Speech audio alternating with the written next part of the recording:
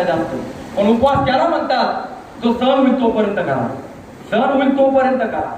सहनशीलतेच्या पलीकडे गेला ते उपाशी राहणं झालं.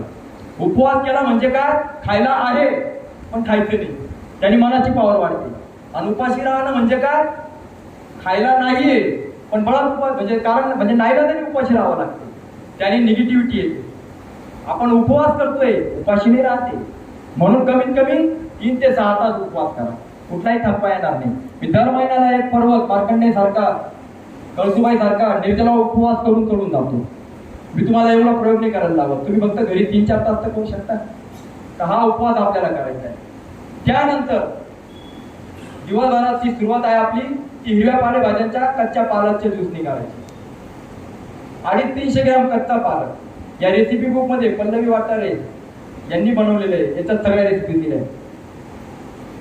350 ग्रॅम, थोडं जास्त घ्या कमी घ्या तो तुमचा अंदाज आहे. 350 ग्रॅम पालक, त्यात सेंदव मीठ, गूळ, लिंबू, पुदिना, आलं, कोथिंबीर. आम्ही बनवलेला जो चाट मसाला आहे तुम्ही बाहेरचाही घेऊ शकता, हरकत नाही, पण हा वेगळा बनवलेला त्यांनी पल्लवींनी बनवलेला, तर तो तुम्ही टाकू शकता. आणि ही जी नायलॉनची डाळी आहे हिच्यामध्ये तुम्ही तो गाळून घ्या. ही वर्ष खराब होत नाही, घरातल्या कपड्यांनी गाळली तर चिडचिड होते. हे एकदम सोपं आहे. तुम्हाला ज्युसर असेल तर आनंद आहे, नसेल तर खर्चात लगेच पडू नका.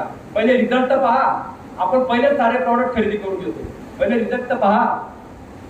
रिझल्ट मिळाल्यानंतर तुम्हाला काय खर्च करायचा तो करा, आणि रिझल्ट हा 100% मिळतो. मला लोक विचारतात फायदा कधी होईल. तुम्ही ज्या दिवशी घर साफ करता त्याच दिवसापासून रिझल्ट येईल. असं कधी झालंय का झाडू मारला आणि सफाई नाही झाली?